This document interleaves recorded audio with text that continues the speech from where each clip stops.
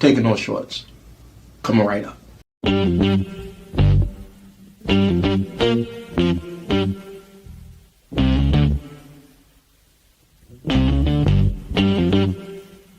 We talking about practice. Not a game. We talking about practice. Now I gotta talk, we all gotta be quiet. You're talking to the Rolex wearing, diamond ring wearing, kiss stealing, wheeling dealing, limousine riding. I'm a man. I'm 40. And now your host, Taking No Shorts podcast, Jay Grizzy.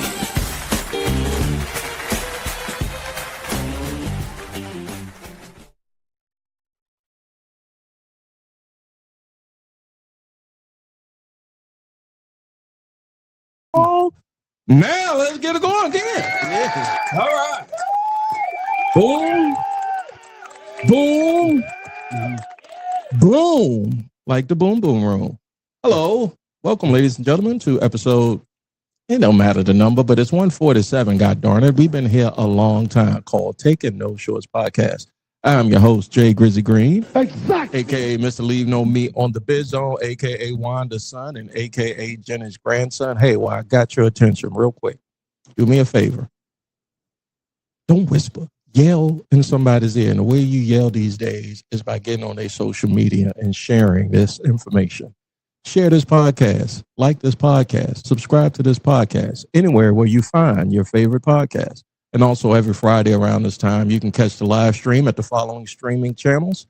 That's Facebook, YouTube, and Twitch, all at Taking No Shorts Pod. And how the Japanese say, arigato. Thank you very much.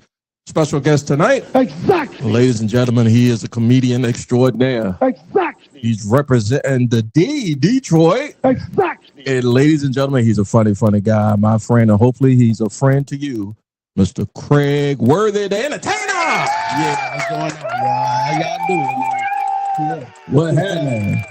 Nothing much, you know. I just want to give a special shout out to all the ladies who got extra fingers in the room. You know what I'm saying? I just want to hold your hand, girl.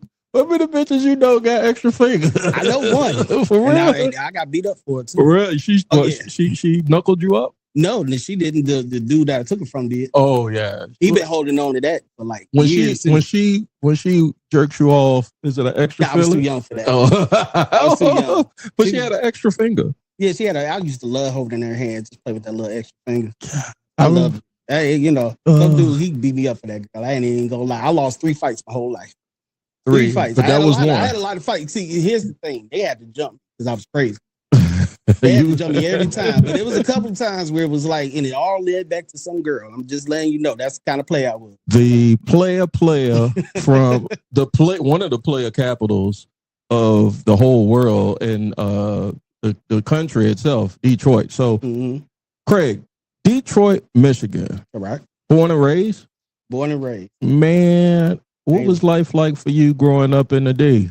What up, though? Man, Detroit was crazy. Detroit is one of the only places in America where your weed man can be sitting on the porch and the porch ain't got no house behind it. Well, yeah. I've been doing that joke for years. That is the real description of Detroit. You being a straight ledge.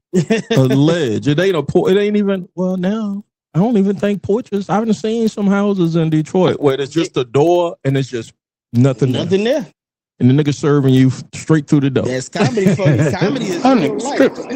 Playing. Yeah. People be think I'm playing when I say this about Detroit. Yeah, them houses be gone. You just walk past, just burn down. Rough life, decent life, middle class, poor. I wouldn't say welfare cheese. No, I had a middle class. Like I had a lucky single mother. Hey man. Hey man. Shout out to your mom. Mothers, shout out to your mom. Yeah. She got lucky because she had a good job. Some of them single moms, they don't get as fortunate. No, they don't. I actually thought I actually hated class because I kind of wanted the free lunch. You wanted to be a thug? I wanted them free lunch, and I thought being a thug was it. But they was like, you can't be no thug. You can fight, but you can't be no thug. You gotta stay away. Same here. I wanted to. I didn't know. I take that back. I did not want to. I saw too much bad shit. Mm-hmm. The niggas around the way just was like, you not gonna be cut out for it. I don't think you could do the work we do. To be honest, it got to a point where I thought it was cool because it was being portrayed that way. Yeah. It's always been. Let me tell you something. I like to go where I'm celebrating. Amen. And if you look at the landscape today, they be like, where all them scamming and they like Who sings that? Who raps that song? Young Miami. If you think about it, that's where they want to be at. That's the younger folks do. Yeah, them scammers. That's where they at because they looking at all these girls and stuff. I'm too old for it now. Like I don't even care about it. You can have it. I remember when you ever got scammed. I remember when I thought when you sent me, you on a business chat, right? Mm-hmm. You had the business chat on IG, and I think you said like when we linked up on IG, it automatically says, "Hey, to be a part of a subscribe." And when I saw you out at the mic, I was just like, "Yo, I ain't respond." Because I thought I was getting scammed. No, it ain't no scam. It's a way to get people. Yeah, I get it now, but that just shows you how much I was out of the loop because it was like an auto reply, and I was just like, no, that's too quick. Oh no, you gotta be in the loop, man, because that's what. Hey, look, if I didn't stay in the loop, I'd still be on my space. We got to get in the loop and get on, because I see a lot of people. I felt like I fell behind with the whole pandemic and everybody getting on with the pandemic because I didn't want to get into the loop. Right. So when I finally did and I finally went viral, I'm like, man, I could have did this a long time ago. So growing up in the D, single mom, middle class, wanted to be out in the streets, but you couldn't or didn't want to or couldn't, or they kept you away from the streets. And then too smart. Amen. And so college, what'd you do? I had a little college. I'm machinist engineering.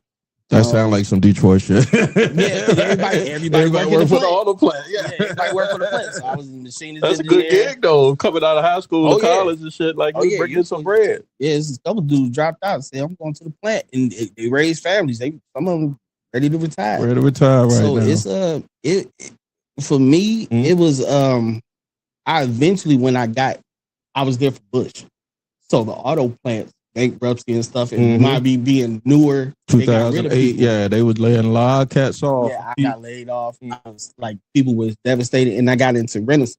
Renaissance. Yo, I did a Renaissance job for like 2 weeks. Me and my cousin was working there, and he was helping me out because in between jobs, he was like, "Cuz, yo, if you want to get some money, but we got to go to the projects and get this wash and dry from the." Yo, that was crazy. My first day, they had me kicking their doors, right? Kicking doors. And I'm on the east side of Detroit. We had shootouts at some of our Renaissance. They came to one of our stores and shot out. Yeah, that's crazy. Everything. I was with them for 7 years. I worked at every store on the east side. I was with them for 7 years before they. Man, you got cussed out mad times. They came looking for me like, where Craig? Where that nigga Craig? Man, I used to put the little door hangers on their lawn. Like, hey, you ain't gonna answer this door. You gonna know that I came. Bill collector Everybody for Renaissance. That is crazy work. Yo, they put me in collective, but that was early on. Then we got a boss that said, hey, y'all do any of that. I'm firing all of y'all. So I had to wise up. And when I wised up, that's when the promotions started coming. So I started getting the promotions, and I was more of a manager. I was a little business minded. I cut the braids off. I got real businesses. I even got married at the time. I wasn't trying to be in the streets no more. All right. So all of this leading up to the marriage, we're going to talk about marriage and relationships in a minute, but mainly I came across you was comedy. So growing up in Detroit, what did you start your comedy career there, or was it just life? You had some more life had to happen first. It was a slight breeze or brush with comedy because I was a rapper. Okay, they are very intertwined. Yeah, but rapping is easy. Easier. Comedy is way harder. Okay, I'm gonna give you an example for that. Talk, like you can't even deal with heckling. They can't talk while I'm when you rapping. But when you rapping, they can sing with you. They can follow the beat. They can go with you. They can learn the hook. So it's different types of presence, and it's different. Your notebook is different. You can just say some ill lines in your rap book, but in your notebook, I mean, talking about penises and farts. It's different. It's just a different world. And I think with the progression, I went to a show they booked because we was doing anything just to get on, and we booked Coco's House of Comedy. All right, shout out to Coco's House of Comedy. That's in the D. Yeah, that's in the D. East Jefferson, and we just sat there and I waited our turn so we could get up on rock the mic. And they was like, anybody want to try it? And I was like, you know what? I just had a situation with my boy, and he had church in the basement. Like, let's try it out. So I tried it out. I did like a couple jokes because I was new and they announced me as I knew. They let me get away with a lot. Right. But they was like, "That's good." No nervousness, no anything because of the okay. No. I appreciate your honesty because a lot of folks say people ask me, that's like, well, you nervous? Like, fuck no, I was not. I wasn't nervous because I had so much chemicals, so much shit up in me. I mean, you once it wear off, you like, oh shit. All right, so what was your hip hop name? What was your rapper name? It was C-Dub, the Quiet Speaker. Oh, you was one of those motherfuckers that. And that was I was. You got. I see the vibe. And you know what? It started like that, but because I was in a group, I didn't match their vibe. I quickly became like Andre 3000. So everybody else is like the pretty many decision with these hoes, you know. And I was like, I type of text for the girl I used to say. I was different, and it was like I had to try to change my style, and my style started to become more party like. I started to become the hype guy, like the Nelly. Right. Of the group. Everybody else was trying to be Memphis Bleak. I was trying to be like, let me be commercial with it. Let me kind of match this flow, this, you know. You had a business acumen for show business early. Yeah. You know, considering because a lot of people when they get into the arts or creators, like they just wanted to do the actual art. But behind the scenes is a lot of where do I want this to go? Where do I want to take this? And it seems like when I see you, especially when I see some of the promotions you do around town, like you probably already, because you're not a new comic. Like how long you been doing comedy? 8 years. 8 years, man. Round of applause for that guy. That's a lot of miles on the car. a lot of chicken wings, a lot of shady promoters, a lot of characters. I mean, give me some stories on the road for me, Craig. Give me one story on the craziest that you can say, man, this called taking no short, so don't take a short. What's the craziest shit that didn't happen on the road for an 8-year road comic, man, that you done came across? You don't have to say the names. You could put the euphemisms in there. I mean, it's a lot. Nothing really comes up. I remember one time, I could tell you a couple of stories, like real quick. I remember one time I got scared on the mic. Like I forgot all my jokes. Just froze because of I froze and forgot everything. Because of the crowd, or what was going on? Nigga pulled out his shit, like he's about to spray. It was crazy. It was early on. I was probably a year in, right? And I was preparing for a show. So I got booked for a show, and I will always keep my notes around. So I always did it off notes. This time I didn't want to do notes. Oh, you fucked up. So I'm like, I don't want to do notes. I'm at an open mic, but I'm rehearsing. But it's like I want to see how far I can go with the jokes without doing it. And I rattled off one joke, and I forgot everything. And he was like, "You want to go back up?" I'm like, did you cut the set short? Yeah, I cut. I done that. Yeah, I cut it. I did that. I just the promoter looked at me like, "What the fuck, nigga?" I said, "I said, nigga, that's it. What I said is it." You know, drunk people coming up on stage, that's normal. I remember telling some old chick who had like great grandkids, I was like, "Yeah, we gonna pop some more out of that Dracula." Right. It's like, it was just doing all types of stuff. Dracula coochie. Yeah, they done worse than Dracula. Her and her crackhead daughter was there, and I make fun because I've been in hosting. I love messing with the crowd and things like that. I'm trying to think of something that was a little bit more like even recently. I'm still dealing with heckler. I had the heckler a couple weeks ago. Oh yeah, the heckler a couple weeks ago. This woman, she 8 comics a row. She just interrupted. I gave her a hot chance, and I was being nice. I told her she would go get it. Yeah, and you know what? And here's the crazy part. I told people, like I told people. I remember this girl gave me her opinion. She was like, "You're so unprofessional." I was like, "No, the fuck I wasn't." Nah, baby. I was doing what I needed to do. She was like, "Then you go to school for that?" No, baby. This is what we do. We do what we do. And you interrupt the show. I just spent all week trying to prepare, trying to show respect the mic, respect the comics, respect the room. The guy that's running the room. Exactly. This woman turned around, had a whole comment like, "Hey, so what you doing after the show?" I was like, "I know this bitch didn't." She did. No, she didn't. I put that bitch in time out. I wish I had the tape. Hey, Jeremy, you got to take. Jeremy, you got to take. I put that bitch in time. My wife, I showed my wife my set, and she was like, "Who is this bitch that's got her hair in a bun, yelling? And why is she laughing at me?" Well, of course, it's my wife. I think I said something about her bun, like it looked like one of them porn buns. It looked like one of them buns that all the porn stars have when they be doing the gagging. Poor dirty white trash lady.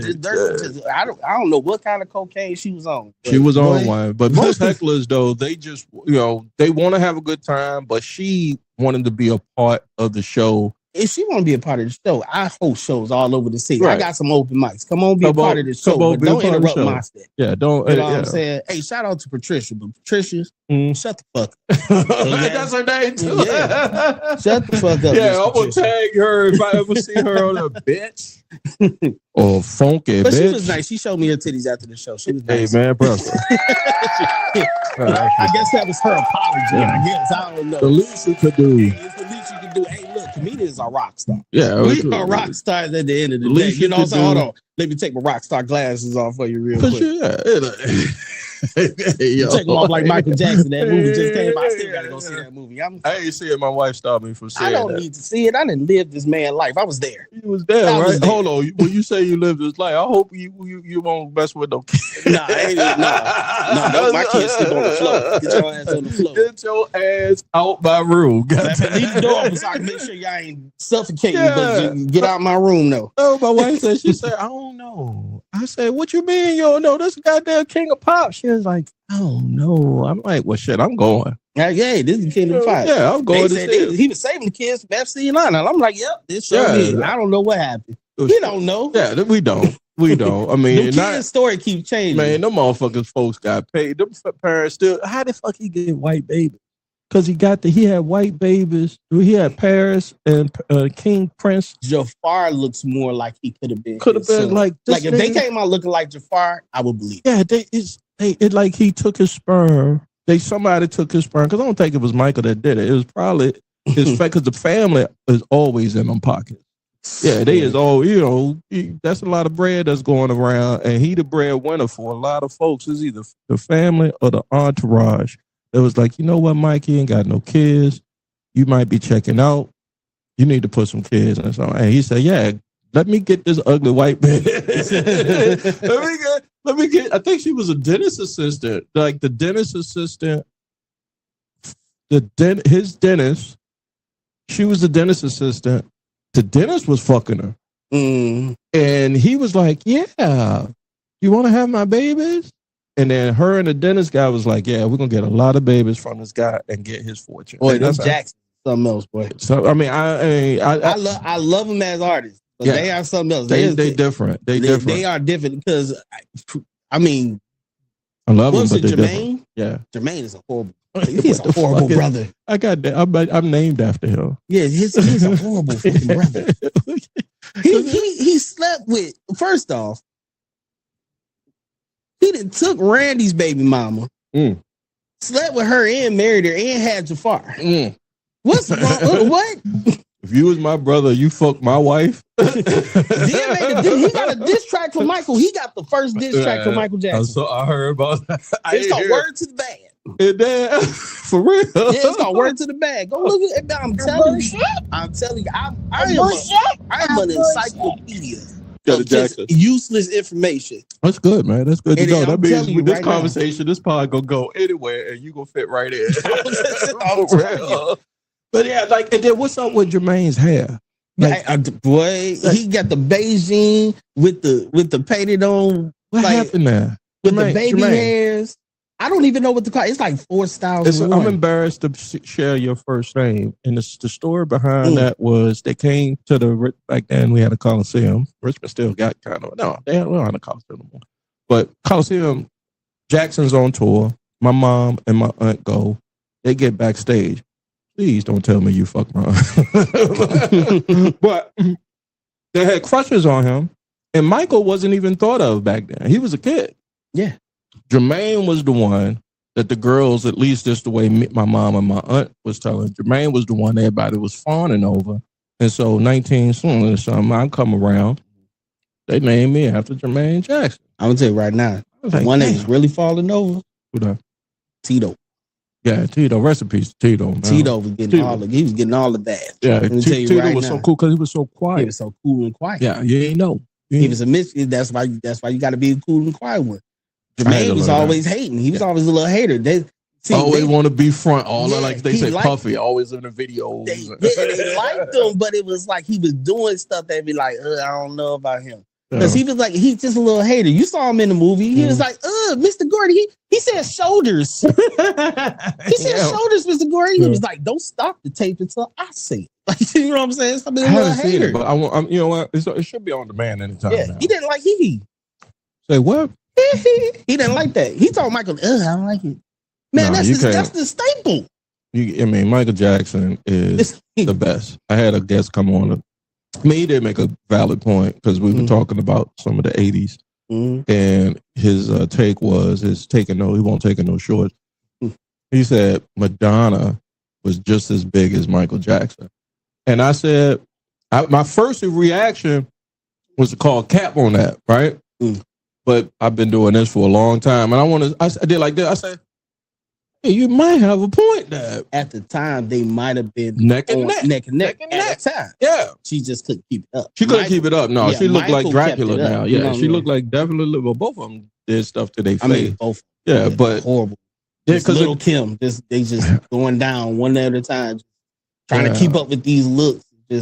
I was watching the go down this rabbit hole. I was watching videos on YouTube, music videos, and I get the 80s montage, and I was watching Madonna, and I was just like, that motherfucker was right. She was just as big, like all the videos and shit like that. Okay, I'm sorry. We got off a little tangent there, but that's what, because Craig can go anywhere. Yeah, I can go anywhere. I can talk about we go movies, go relationships, we go anywhere.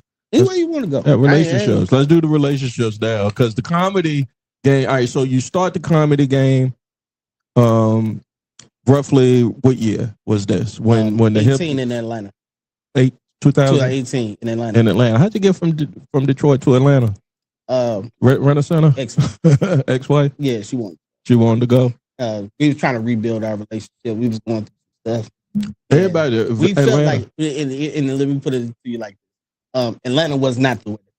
Nah. If you're trying to rebuild your relationship, you don't go to Atlanta. Nah. First off, your money got to be right. Our money went right. It's a lot of distractions out there. Some you want, some you don't. And it's not distractions like you would normally have, say, like if you were in an RVA. It's a different distraction. It's a different hella different. It's Black Hollywood. Yeah. Like if I see in the RVA, see a lot of natural beauty, a lot of dreads, a lot of natural booties and stuff like that. You take a normal girl with normal life and put her in a line waiting to get into a club at Atlanta, she'd be like, where did all these BBLs come from? Shit. All this fake hair, fake everything. Like, you could drive Uber out here and drop some people off at normal job. You'll be on your 20th strip club. By the time, halfway in your shift. Yeah. Yeah, that's right. Man, I was making extra $200 selling lashes. Lashes. Yes, ladies. I was the plug. I was the plug selling lashes. My wife. Money by any means. When that goddamn Amazon truck is going like this around my block, I said, goddamn, my wife done got the more goddamn lashes again. I'm telling you. I'm like, what? I didn't know. I hated lashes, but I sold the hell out of them. And it must be a thing because my goddamn, her vanity is. I'm telling you. That's all you see. It'd be the littlest girls getting the biggest lashes too. Them things were like hat bills. I said, what is going on? She said she gets on me. She's like, you going through a phase. Because I said, I'm in front of a camera, so I got to buy clothes. I got to think about, I don't want folks to see me wearing the same outfit all the time. I went and just went on a fucking shop. Still am, matter of fact, right? I said, you can't talk about me. Look at all these goddamn lashes. Man, I was selling lashes. I got them I put them in the trunk. Coming to Virginia, I couldn't sell them like that. No, the demand is not there. Yeah, I was the only dude walking in the strip club with more money walking out than I did walking in. Everybody else going broke. I'm sitting there making money. I'm downstairs with they changing clothes. Like, come on, get these lashes, girl. So you get to Atlanta, and you're trying to give your marriage and your relationship a give it a go. Yeah, it didn't work. It ended. spent that Christmas alone. Yeah, spent that Christmas alone. What did you chose to leave or she left? She chose to try to. She went back to Detroit. It was too much, and she thought I was coming. Shit. I said no. No. I'm saying, hey, look, you threatened to divorce me to get here. I'm staying here. If you want to go back, go back. I'm not coming back. And I filed. I think about all the times where a girl gave me an ultimatum and I went with me. It's not like that. Every time you know your worth? Right. You know your worth? That's why your last name Worthy, bro. These niggas is sassy. They out here knowing their worth, Hey, knowing what they want to do in life. Right. And then they look up and they see your pockets got fatter. Like, oh my God. And at first it wasn't easy. I was going through a lot of depression at the time. I had dad clothes. I couldn't go back out and see like these streets. You can't go out there. Oh no, I had dad clothes. I'm in Atlanta in dad clothes and just like not get how to spin game. I forgot. I'm sitting here like, how did I used to do this? How the saying go? You gotta take your L's, like you gotta go through the. It's not as a cliche. Yeah, but I already went through all of that when I was a teenager. You thought you did. You know that won't it. Then I had a full. Let me tell you something. I was so good. I got homeboys in Detroit that'll tell you. I had so much game that I had a stripper walk outside looking for me. Like, why you leaving in her thong? Like, I know you ain't had this girl come on in her thong. Like, yes, I did. That's how it was. Yeah. So those were the type of things. Like, I couldn't. I always walked in the club with somebody that everybody wanted. That's how cold I was in the game, and I had homeboys just like that's why I got in all them fights. That's a Detroit nigga, right? Like, wow, he just bagging them. How you be doing it? It's just I just had a system. I knew how to talk. I mean, you gotta feed your addiction. Addiction was woman. That was your addiction. That was my addiction. A woman was my addiction, and I had to figure out how to get them if I was gonna feed my addiction. But after a while, I got tired of it. I got tired of pulling up to these girls' houses and they sit up there trying to explain to their boyfriends that I'm just a friend. He a dick dropper. I got tired of hearing these dudes' names. I had a fear of being the other man. I had the fear of being the main guy because I would see how these women would treat. So when I did find a good woman, you scooped her right on up. Them hoes was gone. I had to let them go. Yeah, you scooped right on. That sound like me. Me. I was like, give me one. Just give me one. Well, I would say it's me. I think it's all men. When you go through, I can't call it a whole phase. You just go through a phase where you finding yourself or finding what worked for you. Yeah, girls go through whole phase. Yeah, men don't. And I hate to say it like that because a lot of women get offended by that. No, I agree. Being a hoe is a position of submission. Yeah. Because when you give your body to somebody else, you're submitting to a person. If you're not submitting yourself, if I have to gain your body, if I have to work for that shit, and you gave it to me, you ain't tricking. I ain't. It's just at this point, I'm just tricking. Yeah, it's just gaming. At that point. If you ain't to spend no money, if you spend money, it's tricking. But I ain't to spend no money. No, I'm going to the strip club buying my entry fee and a $2 Corona, and I'm getting more. And while these dudes throwing money in the air, it's tricking. I'm like, she about to go home with me, player. You use that mouthpiece. Yeah. When I learned how to use my mouth, it was over. Shout out to my homeboy Pat teaching me how to use that mouthpiece. Rest in peace, Pat. I can't even say pause on that because that's some real spit right now. When I learned how to talk to girls, when you learn how to talk to a woman, it opens up a different thing because it's so different. Women are so used. I used to tell my wife, I said, I understand. Well, not I personally understand, but when I listen and talking to her, I said, now I understand like how it is to walk in through the world knowing everybody want to fuck you. Like you walk out the door and you got something that everybody, at least all men, because she's one of those, so most women think all men want is coochie. Yeah. So as soon as you walk out the door, you got the whole world, your boss, your friend, your guy friends or whoever. It's just like, yeah, and I'm like, damn, that's got to be crazy. But I ain't never walked out the door thinking the world wanted to fuck me. I walked out the door saying if I want to get some, and I'm in the mood for it. Yeah, that's some good shit. I have to earn it. Yeah, I ain't every dude want it. Even the pastor, he want it. He might not express it the same way. He might wait his turn. He might marry you first. He might have other steps to get to it. But don't think he don't want it. He gonna sermon your ass. How you doing, man? You want to come over for Bible study? Right. He gonna touch. He gonna do one. He gonna lay those hands on you. Yeah, And like 3 sermons straight is gonna be directed directly towards you. Once you tell, I always tell people. You go to a man of the cloth for counseling. Mm-hmm. That shit ended up in the sermon. That's just like when you were getting material. If you said stay after any open mic, and you gotta be careful because niggas will steal your joke. Oh yeah, definitely.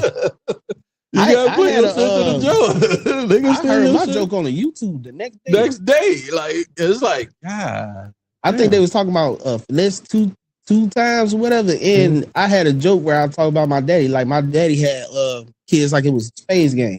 He had a big joker. He had 3 and a possible.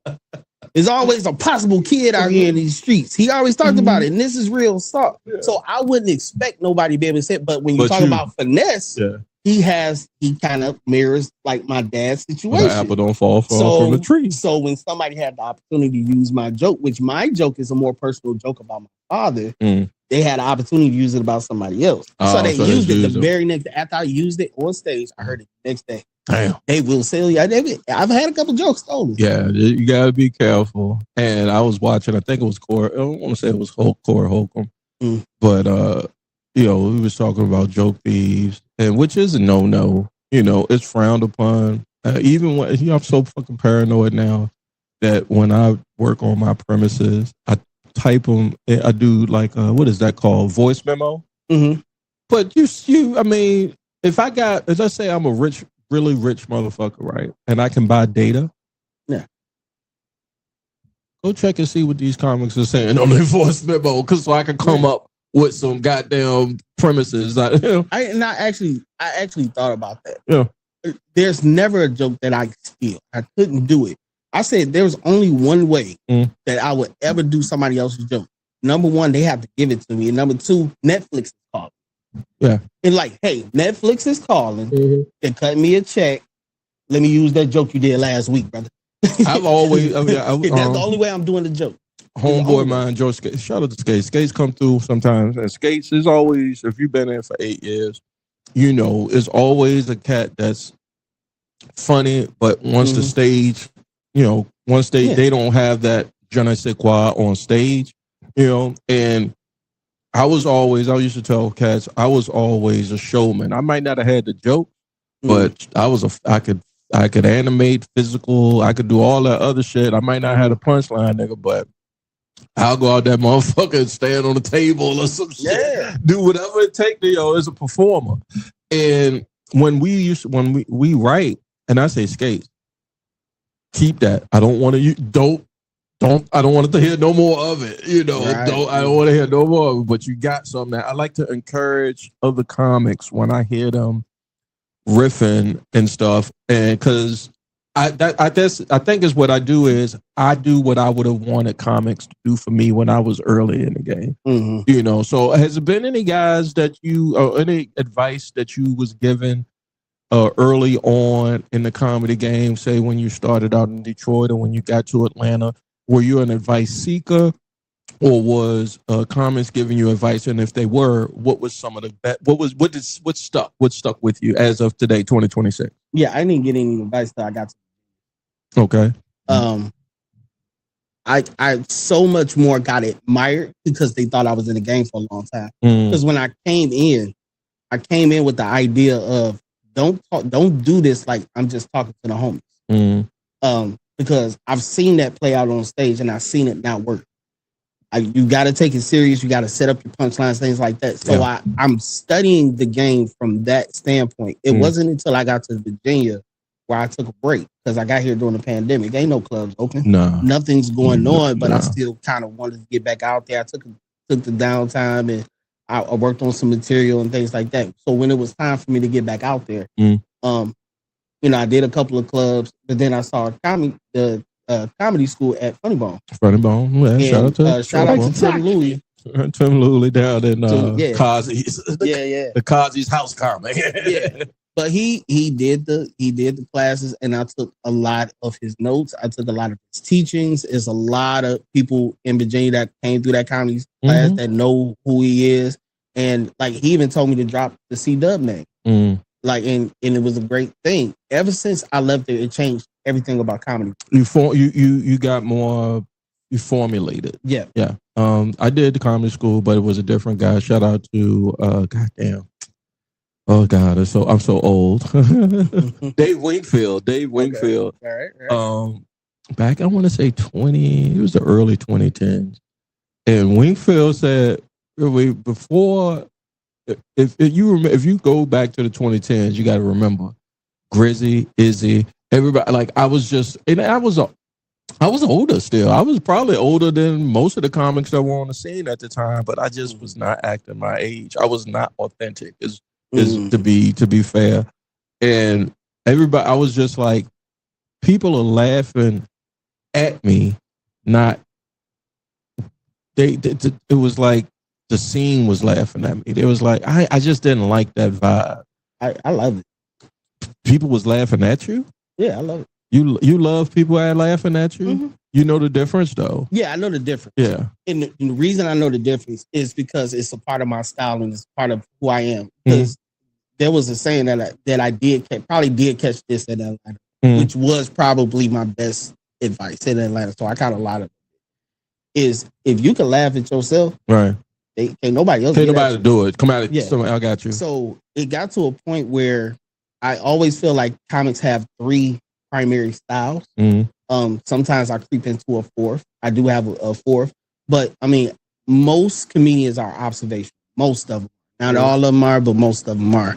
But my second is the deprecation humor, where I could just laugh at myself. You put down. Yeah, I could put myself down all day in a way that doesn't make me look like I'm weak or but but it humanizes me. That's a fine. You know that's a fine line. Yeah, that's a fine line. And, but a round of applause for that though. Yeah, because I wasn't comfortable. Every day, I can't even do the imitations motherfuckers had of me. Because I used to be like, if we wasn't in the fucking comedy place, right? If we wasn't on this exam, smack the fucking fire out your ass. Oh yeah, I've had moments like that. Yeah, you go. I did the Showtime, and they booed. It was the first time I ever been booed. So I made it through the game for like 6, almost 7 years before I got my first boo, and it was on the Showtime, and it was but fair. 14 comics, 12 of us got booed. The crowd was just hard. They was just hard to deal with. Showtime made Apollo, or it wasn't the Apollo. They did it at the park. Oh, at the park. Okay. You talking about CJ? Okay. Richardson. And when I did it, it was the first time I ever got booed, and I was like, I'm not used to this. I was ready to fight. I was so upset. But I went back and see here's where perseverance comes through. I went back. Amen. I went back sick. And I didn't get booed. I didn't win, but I didn't get booed. Right. And I went back sick. I actually went in a coma the next day. You went. Wait a minute. Slow. That's a whole. Hold on. Let me find a record scratch for that one. Jesus. Yeah. I gotta find it. Yeah, there we go. You went in a coma, bro? Yeah, I went. Okay, so I was sick. I didn't know what was wrong with me. I'm doing all the black remedies.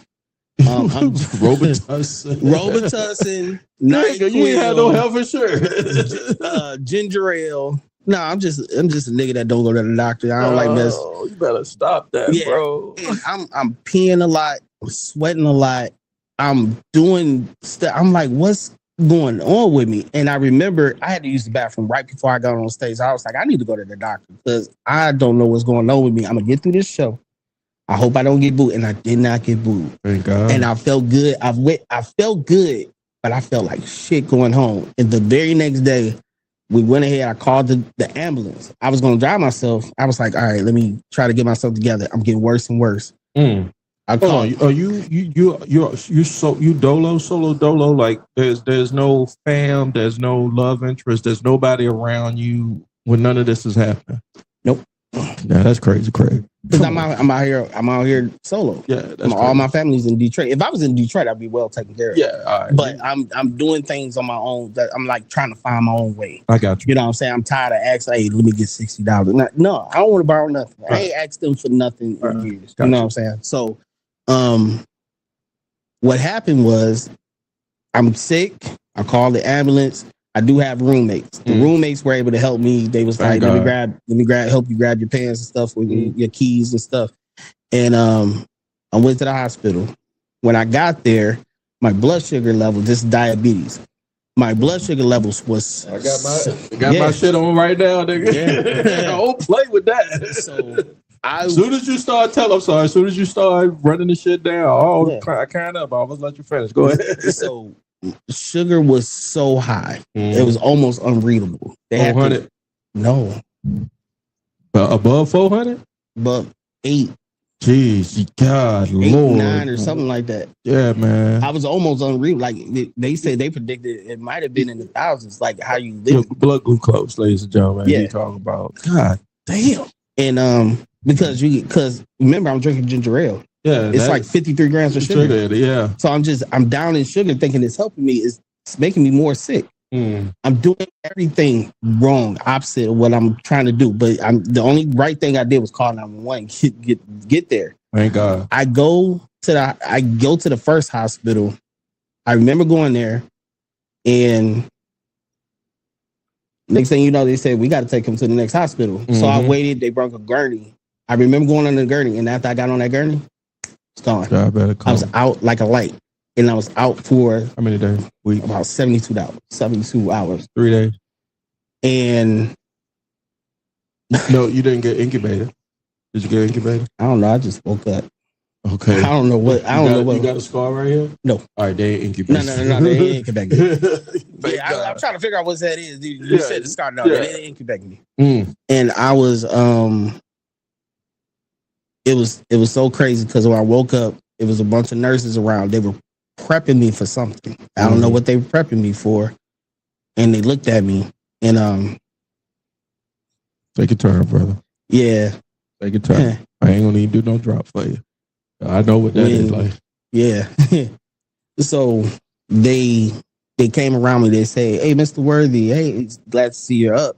You were so dehydrated and malnourished that they took 30 minutes to find my vein. Yeah, to get the blood test. Just to get an IV in my arm to rehydrate me. They rehydrated me.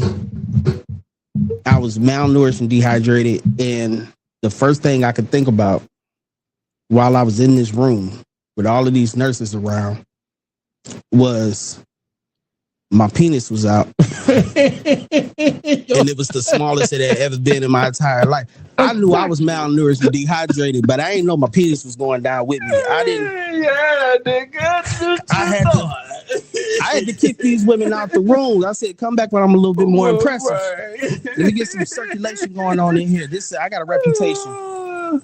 But yeah. And it was the hardest thing I ever had to deal with. But on a serious note, get yourself checked out. Get yourself checked out. Check your A1C every 3 to 6 months. Yeah. I got my device on now. I got it on Do Not Disturb, but if it gets above a certain number, that goes off. And see, I got type 2. I don't know what you type 2? Yeah. All right. And you on insulin? Yeah. Okay. So I first comas I know about just because of I've had family. My mom was in a coma for 6 weeks and kicked out of it. Thank God. And when I say incubated, like as soon as you start saying you was in a coma, I just immediately went back to that space, man. Nobody wants to go there because you don't remember. Yeah. You don't remember those 3 days. No. I woke up. I went in that Showtime show was on a Friday. I came up like a Monday morning-ish, afternoon-ish almost. And I thought it was like Saturday. Right. I thought it was Saturday. God gave you, hopefully you're I did Christian. Show on Friday. Saturday, I went in. It was it was like a Tuesday morning, Monday night, Tuesday morning, something like that. Made you? What did that experience do for you coming out of it? How'd you look at shit now? Write it down, make it funny. Amen. Write it down, make it funny. As soon as it hits you. As soon as it hits I done came up with all types of jokes. I'm sitting there telling the girl I was with, like, yeah, I'm your type. You my type too. Diabetes. Like, I'm trying to figure out a joke for this, like, the whole time. And but also I'm taking everything. I'm looking at stuff now like, whoa, you know. Oh, no wonder I got 56 grams of sugar and it's 2 servings. Oh, and I drink it in 1 serving. So you label watching. Yeah, you label watching like crazy. Yep, that's the thing. I got the Manjaro. I always have a problem pronouncing it, Manjaro, right? I'm a small guy, so when my endocrinologist was like, "Hey, I think you'd be a great candidate for this GLP-1." And I was just like, no, nigga, I can't get no smaller. I'm trying to keep my sexy from a woman. I mean, god damn. He was like, no, trust me. Knowing because he's been with me for a long time, knowing my body chemistry, I'm not going to lose a lot of weight, but it's going to help me with my A1C. Yeah, I might have to talk to him. I'm trying to lose a little bit. Yeah, that shit. Oh, niggas, you can't eat. You niggas, something hits. As soon as I eat this, you say I bought all this shit out here, I ain't touched it. Yes. You know, it's tough because it's like having like stomach surgery without the stomach surgery. Because as soon as the food, is that the thunder? Yeah, it got a little thunder. Yeah, we're gonna take a break. Yeah, because I was hearing the reverb, and I was like, "What is that?" All right, so it's about the store here, Taking No Shorts podcast. I'm glad we got the content in for a little bit, but no, as soon as the food hits your GI, your gastrointestinal, I don't know what that communication is to your brain, but it's like, you full, nigga. That's enough. It gives you the same feeling like right after you busting up. Oh yeah, it's like. For me anyway, I don't stay up anymore. Oh yeah, our body, the chemistry, like even having parasites in your stomach. Yeah, the parasites in your stomach know how to trigger your brain to say, do something, and that shit. So it freaked me out because I'm spending money for going to do groceries. My wife is a good cook. I eat out a lot, and I'm mad because I'm spending all this bread and I don't eat fucking food. It just sits there and I just look at it. But and I hate looking at like leftovers. So now I've learned to just get what I need and just portion. And I lost a lot of weight from it too because I was a much bigger guy. Yeah. I gained a little bit back, but I'm getting back on it. It's a journey, and if you're a praying man, you'll be good. First of all, you made the way you did the turn or the punch into the dick joke with the that's wonderful, man. So you're gonna be just fine. God likes babies and fools. We're gonna take our first break here, Taking Those Shorts podcast. I'm here with Craig Worthy, the ENT, right? Yeah. Jesus. I ain't even high yet. I'm mad I ain't smoked my weed. Now it's a perfect time to smoke my weed. While I got you here, I had a plug for my sponsor, but hey, I'm sorry. I'll put it in the edits right here. We'll be right back here at Taking No Shorts Pod. Thanks for taking the time out to listen to Taking No Shorts podcast. We'll be right